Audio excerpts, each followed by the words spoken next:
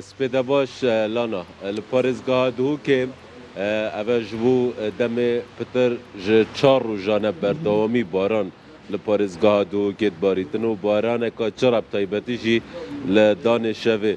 Oldîv pêşbîniyên keşnasan ku heta roja eynî jî dê ev barana li parêzgeha Duhokê berdewam bin. Ji roja çarşembî were an ku çarşemb û pêşemb û Erusa eyniyê ku bû em roja cejnê jî bû heta nûke berdewamî baran barîn.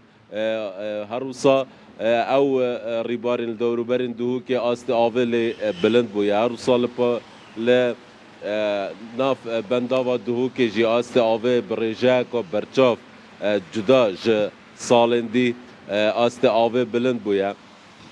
Bi deme diyarkirin ku di ev sala da 592 milîmên baranê li parêzgeha Duhokê bûriye ku par heta vî demî بتنێ 193 ملیمتر baranê li parêzgeha Duhokê barîn an ku rêjeyeka zor ji par cudatir ya barî pitir ya barî. Belê belê rêjeyeka geleka baş ya zêde kiriye ve jî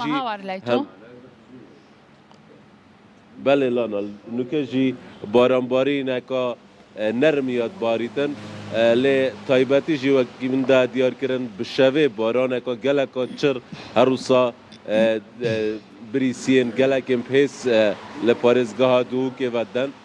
Heta nûke li parêzgeha Duhokê di nav senterê parêzgeha Duhokê da bi vî rengî ye. Eger bû rexê rojhelatê parêzgeha Duhokê berê xwe bideyînê هێشتا بەفر li navaçiyan dihête dîtin. Herusa dihî li serzêrî jî li serzêrî jî ku kevîte di navbera sînorê parêzgeha Duhokê an ku Kurdistanê û Tirkiye da duhî li wêrê jî befir bariye. An ku hêşta serma û zivistanê li parêzgeha Duhokê ya berdewam e û hêşta ev sermaya geleka dijwar e.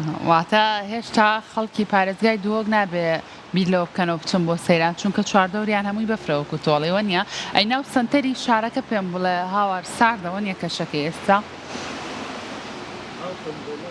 بەلێ لە نابوو بورەم گولتانە بوو ناو سنتەری شار ئێستا سارداڵم لەبەر ئەوەی چواردەورتانۆک و خۆت باسی لێواکەڵی بەفر باریوە کاتەی تر خەڵک نابێ پلانی سەیرانیشدانەوە نیە جارێ لەبەروی کەشەکەی ساردە